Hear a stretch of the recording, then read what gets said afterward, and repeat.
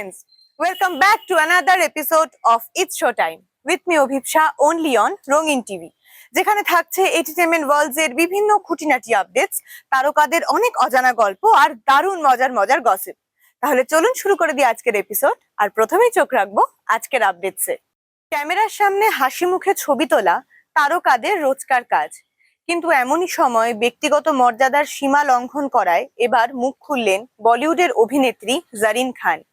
সম্প্রতি মুম্বাইয়ের এক পোশাক ব্র্যান্ডের একটি অনুষ্ঠানে শুট করছিলেন তিনি। তার হাতে ছিল সেই ব্র্যান্ডের ডেনিম জ্যাকেট ও অন্য একটি পোশাক। সেই পোশাকগুলি ক্যামেরার সামনে তিনি দেখাচ্ছিলেন এবং এমন সময় একজন ফটোগ্রাফার বলে বসেন যে পোশাকটি পরে দেখান। তৎক্ষণাৎই এই কথার প্রতিবাদ জানান তিনি এবং সঙ্গে সঙ্গে বলেন যে এটি তার সীমা অতিক্রম করে যাচ্ছে। এবং এর পাশাপাশি অভিনেত্রী আরো কঠোরভাবে জানান যে তাকে যেন এ ধরনের মন্তব্য কোনোভাবেই না করা হয়। এই ভিডিওটি সোশ্যাল মিডিয়ায় আসতেই বিভিন্ন মানুষে বিভিন্ন রকম মতামত জানান। বেশিরভাগই বলেন যে তিনি একদম উচিত কাজ করেছেন। একজন ফটোগ্রাফারের কখনোই এই ধরনের মন্তব্য করা শোভা পায় না। 2010 সালে সালমান খানের বিপরীতে বীর ছবিতে বলিউডে পা রাখেন অভিনেত্রী জারিন খান এবং পরবর্তীকালে হেড স্টোরি 3, হাউসফুল 2, 1921 ইত্যাদি আরো অনেক ছবি উপহার দেন বলিউডকে। মুম্বাইয়ে একটি পোশাক ব্র্যান্ডের উদ্বোধনী অনুষ্ঠানে গিয়ে পাপারাজ্জিদের এক বাজে মন্তব্যের মুখে পড়েন অভিনেত্রী জারিন খান।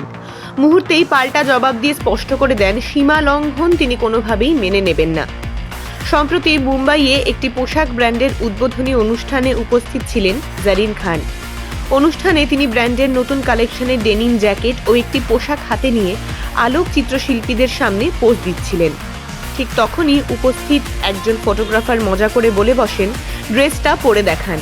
মন্তব্যটি যে জারিনের ভালো লাগেনি তা তার প্রতিক্রিয়াতেই স্পষ্ট হয়ে যায়। আপনাদের সামনে সেটা হবে না, বিরক্তি নিয়ে বলেন জারিন।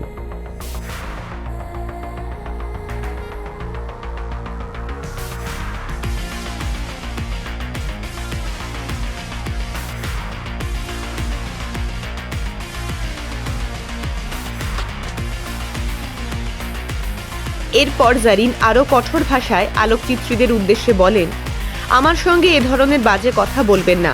আমি এমন মানুষ নই যে এসব সহ্য করব। সবাই নিজের সীমার মধ্যেই থাকুন। ঘটনার ভিডিও প্রকাশ্যে আসতেই সামাজিক যোগাযোগ মাধ্যমে শুরু হয় আলোচনা।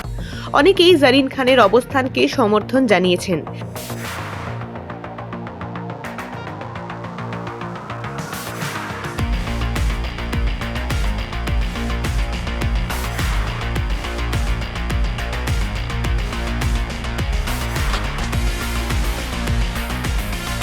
একজন লিখেছেন, জারিন ঠিকই করেছেন, এ ধরনের মন্তব্যের প্রতিবাদ করা উচিত। আরেকজনের প্রশ্ন, পাপারাজ্জিরা কিভাবে এমন কথা বলতে পারেন। আরেকটি মন্তব্যে বলা হয়, তিনি মেজাজ হারাননি, বরং নিজের সম্মান রক্ষা করেছেন। এমন আচরণ কখনোই স্বাভাবিক নয়।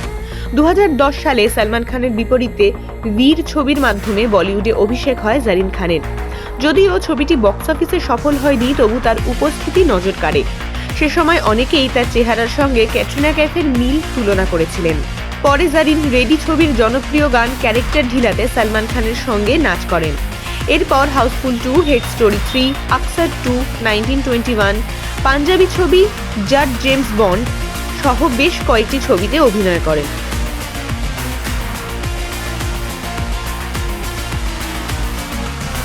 সবশেষে 2021 সালে মুক্তিপ্রাপ্ত হাম ভি আকেলে তুম ভি আকেলে ছবিতে দেখা যায় জারিনকে। এরপর বড় পর্দায় খুব একটা সক্রিয় না থাকলেও বিভিন্ন অনুষ্ঠান ও সামাজিক যোগাযোগ মাধ্যমে নিয়মিত উপস্থিত থাকেন তিনি। 2010 সালে সালমান খানের বিপরীতে বীর ছবির মাধ্যমে বলিউডে অভিষেক হয় জারিন খানের। সম্প্রতি বান্দ্রায় নিজের বাসভবনের একটি ফ্ল্যাট বিক্রি করলেন বলিউড সুপারস্টার সালমান খান। শোনা যাচ্ছে তিনি ফ্ল্যাটটি প্রায় 3.5 কোটি টাকায় বিক্রি করেন। এর আগে 2015 সালে তিনি এই ফ্ল্যাটটি 2,88 লাখ টাকায় কিনেছিলেন। এর পাশাপাশি গত বছর অর্থাৎ 2025 সালেও তিনি একই বাসভবনের অপর একটি ফ্ল্যাটও বিক্রি করেন। এখন শোনা যাচ্ছে বান্দ্রাতেই সমুদ্রের কাছাকাছি একটি 6 তলা বাড়িতে তিনি উঠতে চলেছেন তার পরিবারের সাথে এবং শোনা যাচ্ছে তার মায়ের কেনা প্লটেই এই বাড়িটি হতে চলেছে। সম্প্রতি মুম্বাইয়ের বান্দ্রায় নিজের একটি ফ্ল্যাট বিক্রি করেছেন বলিউড তারকা সালমান খান। 3,50,00,000 টাকাতে বিক্রি হয়েছে ফ্ল্যাটটি। সম্পত্তি নিবন্ধনের নথির বরাতে এ তথ্য জানিয়েছে রিয়েল এস্টেট তথ্য প্রতিষ্ঠান CRI ম্যাট্রিক্স। নথি অনুযায়ী শিব আস্থান হাইটস আবাসিক ভবনের এই ফ্ল্যাট সালমান 2015 সালে 2,88,00,000 টাকাতে কিনেছিলেন। 9 জুলাই বিক্রির নিবন্ধন সম্পন্ন হয়। ফ্ল্যাটটির ব্যবহারযোগ্য আয়তন 758 বর্গফুট। এর সঙ্গে দুটি গাড়ি রাখার জায়গাও রয়েছে। ক্রেতারা স্ট্যাম্প শুল্ক হিসাবে 21 লাখ এবং নিবন্ধন ফি 30,000 টাকা পরিশোধ করে। এর আগে 2025 সালে জুলাইয়ে একই ভবনের আরেকটি 1,318 বর্গফুটের একটি ফ্ল্যাট 5,35,00,000 টাকাতে বিক্রি করেছিলেন তিনি। বান্দ্রা ওয়েস্টের গ্যালাক্সি অ্যাপার্টমেন্ট পরিবারের সঙ্গে দীর্ঘদিন ধরে বসবাস করছেন সালমান খান। এর বাইরে মুম্বাইয়ে তার একাধিক আবাসিক ও বাণিজ্যিক সম্পত্তি রয়েছে। শোনা যাচ্ছে গ্যালাক্সি অ্যাপার্টমেন্ট ছাড়ছেন সালমান। ভারতীয় সংবাদ মাধ্যমের প্রতিবেদনে বলা হয়েছে, বান্দ্রাতেই সমুদ্রের কাছাকাছি একটি নতুন 6তলা বাড়িতে উঠতে পারেন সালমান ও তার পরিবার। নতুন ভবনটি নির্মিত হবে সালমানের মা সালমা খানের মালিকাধীন একটি প্লটে। ইতিমধ্যে ভবন নির্মাণের অনুমোদনও মিলেছে। টলিউডে কি এবার দেখা যেতে চলেছে হুমা কুরেশি এবং সাকিব সালিমকে? সম্প্রতি তাদের নতুন ছবি বেবি ডু ডাই ডু নিয়ে প্রচার করতে কলকাতায় এসেছেন এই ভাই বোন জুটি। Hi guys, this is Huma Qureshi and I'm coming to the Quest Mall, Kolkata. Hello Kolkata, I'm on my way to you with Baby Do Die Do. Huma and I will be visiting Quest Mall Inox during or after the 6 PM show. So see you there Kolkata. आ जाओ साथ में देखते हैं, हमें वैसे बहुत प्यार मिल रहा है. We've been on the road, Dehradun, Chandigarh, Delhi, now back to Bombay, now taking a flight to Kolkata. All the love that we're getting, we want to come and share with you. So thank you, City of Joy, for giving us so much joy. এখানেই এক সাক্ষাৎকারে বললেন বিভিন্ন কথা। সেখানে কথা প্রসঙ্গে ওঠাতে তারা জানালেন যে তারা দুজনেই টলিউডে কাজ করতে নাকি দারুণভাবে আগ্রহী। সাকিব জানান যে তিনি বাংলা বলতে তেমন ভাবে না পারলেও বুঝতে অনেকটাই পারেন এবং তারা দুজনেই নাকি বাংলা ইন্ডাস্ট্রিতে কাজ করতে দারুণভাবে আগ্রহী। হুমা কুরেশি এও জানান যে বাজেট নিয়েও তারা দারুণভাবে চিন্তিত নন। পাশাপাশি তারা এই কথা জানান যে যিশু সেনগুপ্ত, যিনি নিজে এখন বলিউডে দারুণ কাজ করছেন, তিনি তো তাদেরকে একবার ডাকতে পারতেন। সেলিব্রিটি ক্রিকেট লিগের দৌলতেই যিশুর সঙ্গে আলাপ সাকিবের, এবং সেই কথাই মজার ছলে তিনি জানালেন যে যিশু সেনগুপ্ত নিজে বলিউডে অভিনয় করলেও এতদিনেও তাদেরকে টলিউডে কাজ করার অফার দেননি।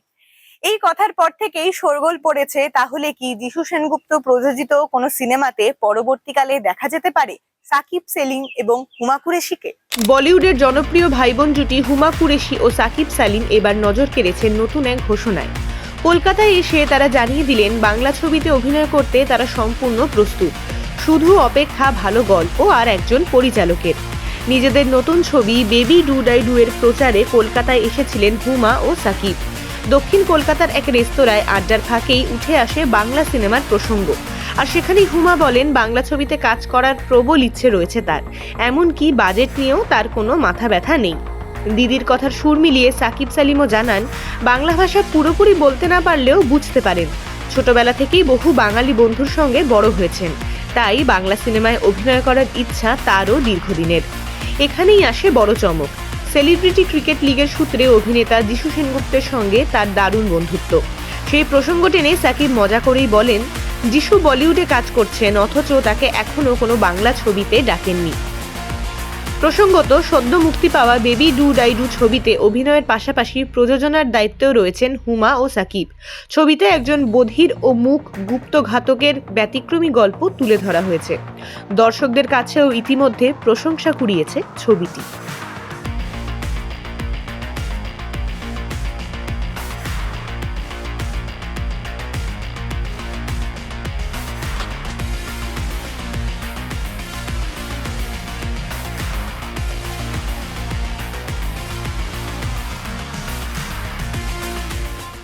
চলতি বছরের প্রথমার্ধে অনেকগুলি বাংলা ছবি মুক্তি পেয়ে গেছে। বর্তমানে প্রেক্ষাগৃহে রমরমিয়ে চলছে কৌশিক গাঙ্গুলির সিনেমা আজও অর্ধাঙ্গিনী। তবে এর পাশাপাশি বছরের দ্বিতীয়ার্ধে আরো অনেকগুলি সিনেমাই মুক্তির জন্য অপেক্ষায় রয়েছে। স্বাধীনতা দিবস, ঈদ, দুর্গাপুজো, দিওয়ালি, বিভিন্ন পার্বণেই অনেক সিনেমাই মুক্তি পেতে চলেছে, যাদের মধ্যে কিছু উল্লেখযোগ্য নাম হলো কাতুকুতু বুড়ো, দ্য এম্পেরার ভার্সেস শরৎচন্দ্র, গুনগুন করে মহুয়া ইত্যাদি। তবে এসবের পাশাপাশি দুটি বড় ধামাকা হচ্ছে টলিউডের অন্যতম দুই সুপারস্টার দেব ও জিতের দুটি সিনেমা। একটি সিনেমা কেউ বলে বিপ্লবী কেউ বলে ডাকাত আসতে চলেছে, যাতে আমরা অনেক দিন পর আবার সুপারস্টার জিতকে অভিনয় করতে দেখতে চলেছি, এবং আমাদের সকলের বহু প্রতীক্ষিত ছবি দেশু 7 চলতি বছরই মুক্তি পেতে চলেছে। 2026 সালের প্রথম 6 মাসে বেশ কয়েকটি বাংলা ছবি দর্শকদের মন জয় করেছে। বর্তমানে প্রেক্ষাগৃহে চলছে আজও অর্ধাঙ্গিনী। বছরের বাকি সময়েও স্বাধীনতা দিবস, দুর্গাপুজো, ভাইফোঁটা, ঈদ ও বড়দিনকে ঘিরে একের পর এক বড় বাজেটের ছবি ও আলোচিত বাংলা ছবি মুক্তির অপেক্ষায় রয়েছে। কাতুকুতু বুড়ো মুক্তি পাবে 24শে জুলাই। পরিচালক হিসেবে অভিষেক করছেন উজান গঙ্গোপাধ্যায়। অভিনয়ে রয়েছেন উজান গঙ্গোপাধ্যায়, নবাগতা রাপূর্ণা ভট্টাচার্য এবং বিশেষ ভূমিকায় রাহুল অরুণোদয় বন্দ্যোপাধ্যায়। কেউ বলে বিপ্লবী কেউ বলে ডাকাত, প্রযোজনা নন্দী মুভিজ, পরিচালনায় পথিকৃৎ বসু। অভিনয়ে রয়েছেন জিৎ, টোটা রায়চৌধুরী, প্রিয়াঙ্কা সরকার, রজতাভ দত্ত, লোকনাথ দে প্রমুখ। 2 বছর পর জিতের বাংলা ছবি মুক্তি পাচ্ছে। তার প্রস্থেটিক লুক ইতিমধ্যেই আলোচনায়। বাইক অ্যাম্বুলেন্স দাদা গ্রাফিক্সের কাজ অসম্পূর্ণ থাকায় স্বাধীনতা দিবসে মুক্তি পাচ্ছে না। নতুন মুক্তির তারিখ পরে ঘোষণা করা হবে, ফলে আপাতত জিৎ দেব বক্স অফিস সংঘর্ষ হচ্ছে না। গুনগুন করে মহুয়া অভিনেত্রী মহুয়া রায়চৌধুরীর বায়োপিক। অঙ্কিতা মল্লিকের বড় পর্দায় অভিষেক। উত্তম কুমারের চরিত্রে রয়েছেন তথাগত মুখোপাধ্যায়। দুর্গাপুজোয় বড় লড়াই দেশু 7। প্রযোজনা দেব এন্টারটেইনমেন্ট ভেঞ্চার্স। দেবের পরিচালনায় প্রথম ছবি। দেব শুভশ্রী জুটির প্রত্যাবর্তন। অভিনয় অনির্বাণ ভট্টাচার্য রয়েছেন। ছবির প্রথম দিনের প্রথম শোয়ের টিকিট আগাম বুকিং ইতিমধ্যেই শুরু হয়ে গেছে। এসবিএফ প্রযোজিত দ্য একেন, কেরালায় কুরুক্ষেত্র। অনির্বাণ চক্রবর্তী আবারও একেন বাবুর ভূমিকায়। কেরালাকে কেন্দ্র করে রহস্য কাহিনী। এরপরে রয়েছে বহুরূপী দ্য গোল্ডেন ডাকু, উইন্ডোজ প্রযোজিত বহুরূপীর সিকুয়েল। অভিনয় শিবপ্রসাদ মুখোপাধ্যায়, যিশু সেনগুপ্ত, কৌশানী মুখোপাধ্যায়। অ্যাকশন থ্রিলার ঘরানার এই ছবিটি। এম্পেরার ভার্সেস শরৎচন্দ্র, পরিচালনায় রয়েছেন সৃজিত মুখোপাধ্যায়। প্রযোজনা নন্দী মুভিজ। অভিনয়ে রয়েছেন টোটা রায়চৌধুরী ও আবির চট্টোপাধ্যায়। শরৎচন্দ্রের লুকে টোটার উপস্থিতি ইতিমধ্যেই ভাইরাল হয়ে গেছে। বড়দিনে মুক্তি পেতে চলেছে টনিক 2। পরিচালনায় রয়েছেন অভিজিৎ সেন। ছবিটি প্রযোজনা করেছেন অতনু রায়চৌধুরী ও দেব এন্টারটেইনমেন্ট ভেঞ্চার্স। দেব ও পরাণ বন্দ্যোপাধ্যায়ের জনপ্রিয় কাকা ভাইপো জুটি আবারও ফিরছে। এরপরেই রয়েছে ফ্যামিলিওয়ালা। প্রযোজনা উইন্ডোজ। পরিচালনায় রয়েছেন সুমন ঘোষ। অভিনয়ে স্বস্তিকা মুখোপাধ্যায়, শিবপ্রসাদ মুখোপাধ্যায়, সুদীপ্তা চক্রবর্তী। ডিসেম্বর মাসে মুক্তির পরিকল্পনা থাকলেও নির্দিষ্ট তারিখ এখনো ঘোষণা হয়নি। বলিউডের মিউজিক ইন্ডাস্ট্রির অন্যতম সফল নাম প্রীতম চক্রবর্তী। গত 2 দশকেরও বেশি সময় ধরে তিনি উপহার দিয়েছেন অসংখ্য সুপারহিট গান। কেসরিয়া, শায়াদ, সুবহানাল্লাহ, তুমিও বন্ধু থেকে শুরু করে আরো কত স্মরণীয় সুর।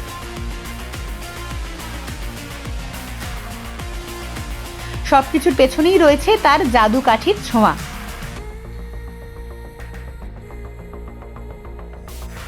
কিন্তু এবার সেই প্রীতমের একটি সোশ্যাল মিডিয়া পোস্ট ঘিরে শুরু হয়েছে জোর জল্পনা। তার 55তম জন্মদিনে তিনি নিজের কিছু সাদা কালো ছবি পোস্ট করে একটি দীর্ঘ বার্তা শেয়ার করেন। জন্মদিনে শেয়ার করা পোস্টে প্রীতম জানান তিনি নিজেকেই কয়েকটা বছর উপহার দেওয়ার সিদ্ধান্ত নিয়েছেন।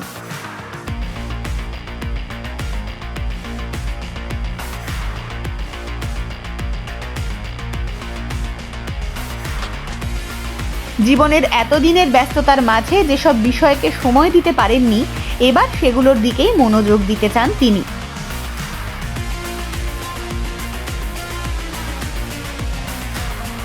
পোস্টের আরও একটি অংশে প্রীতম উল্লেখ করেন, দীর্ঘদিন ধরে আটকে থাকা কিছু নতুন যাত্রা শুরু করার সময় এসে গিয়েছে। তার কথায় মূল ধারার বা বলিউডের সফর নিঃসন্দেহে অসাধারণ ছিল।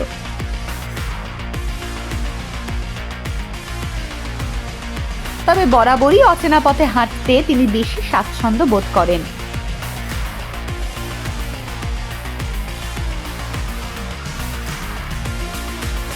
এবং এই কয়েকটি লাইনই যেন তার অনুরাগীদের মনে হাজার প্রশ্ন তুলে দিয়েছে।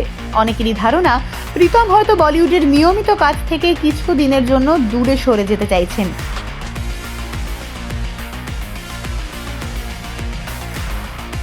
কেউ কেউ আবার সরাসরি অবসরের জল্পনাও শুরু করে দিয়েছেন। তবে এখানে একটা বিষয় স্পষ্ট করে বলা প্রয়োজন, প্রীতম তার পোস্টে কোথাও সরাসরি অবসর নেওয়ার কথা উল্লেখ করেননি। তিনি শুধু জীবনের নতুন অধ্যায়ে পা রাখার ইঙ্গিত দিয়েছেন। ফলে এখনই নিশ্চিতভাবে কিছু বলা সম্ভব নয়।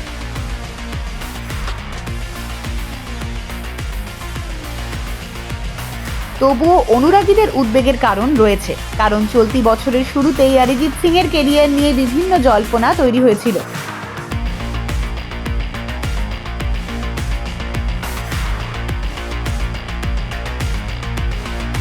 আর তারপরই প্রীতমের এই পোস্ট সামনে আসায় অনেকেই দুই ঘটনার মধ্যে যোগসূত্র খুঁজতে শুরু করেছেন।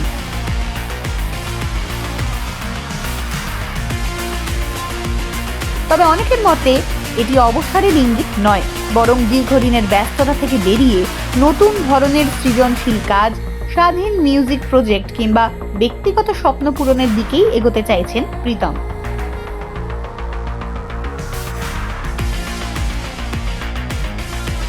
এখন সত্যিটা কি সেটা সময়ই বলবে। বলিউডের বাদশা শাহরুখ খান আবার বড় পর্দায়। তার বহু প্রতীক্ষিত ছবি কিং এই বছরের সবচেয়ে চর্চিত সিনেমাগুলির মধ্যে একটি। এই ছবির সবচেয়ে বড় আকর্ষণ হলো শাহরুখ প্রথম তার মেয়ে সুহানা খানের সঙ্গে স্ক্রিন শেয়ার করবেন। কিন্তু ছবি যত বড়, তার চ্যালেঞ্জও ততটাই কঠিন। রিপোর্ট অনুযায়ী প্রায় 450 কোটি টাকার বিশাল বাজেটে তৈরি হচ্ছে কিং। তাই বক্স অফিসে ব্লকবাস্টার হতে গেলে ছবিটিকে অন্তত 900 কোটি টাকার ব্যবসা করতে হবে। রিপোর্ট অনুযায়ী কিং ছবির বাজেট প্রায় 450 কোটি টাকা। এটিকে শাহরুখ খানের কেরিয়ারের সবচেয়ে দামি ছবিগুলির মধ্যে একটি বলে মনে করা হচ্ছে। বড় star cast, high octane action scene, আন্তর্জাতিক মানের প্রোডাকশন কোয়ালিটি এবং ভিএফএক্স এর জন্য নির্মাতারা প্রচুর টাকা খরচ করেছেন। এই ছবির সবচেয়ে বড় ইউএসপি হলো শাহরুখ খান ও তার মেয়ে সুহানা খানের জুটি। সুহানা ওটিটিতে ডেবিউ করলেও বড় পর্দায় বাবার সঙ্গে এটাই তার প্রথম কাজ। তাই এই অনস্ক্রিন বাবা মেয়ের জুটিকে দেখার জন্য ফ্যানেরা অধীর আগ্রহে অপেক্ষা করছেন। কিং ছবিতে অভিষেক বচ্চন এবং জ্যাকি শ্রফ নেগেটিভ চরিত্রে অভিনয় করছেন। দুজনেই সরাসরি শাহরুখ খানের মুখোমুখি হবেন। এছাড়া আরশাদ ওয়ারসিও এই ছবির একটি অংশ, যদিও তার চরিত্র নিয়ে এখনো কোনো আনুষ্ঠানিক ঘোষণা হয়নি। পাঠানের মতো 1000 কোটির ক্লাবে ঢোকা ছবির পরিচালক সিদ্ধার্থ আনন্দ এই ছবিটি পরিচালনা করেছেন। ছবির টিজারে শাহরুখ খানের অ্যাকশন অবতার দেখে ফ্যানেরা মুগ্ধ। ফিল্ম ট্রেডে সাধারণত কোনো ছবিকে ব্লকবাস্টার বলা হয় যখন সেটি তার বাজেটের প্রায় দ্বিগুণ আয় করে। সেই হিসেবে কিং এর বাজেট যদি 450 কোটি হয়, তাহলে ছবিটিকে বিশ্বজুড়ে বক্স অফিসে অন্তত 900 কোটি টাকা আয় করতে হবে। গত কয়েক বছরে শাহরুখ খান বক্স অফিসে দুর্দান্ত কামব্যাক করেছেন। Well, that's it for the day. আবারও ফিরে আসবো নতুন নতুন খবর, আপডেটস আর গসিপ নিয়ে, শুধুমাত্র আপনাদের জন্য রঙিন টিভির পর্দায় ইটস শো টাইম নিয়ে। দেখা হচ্ছে।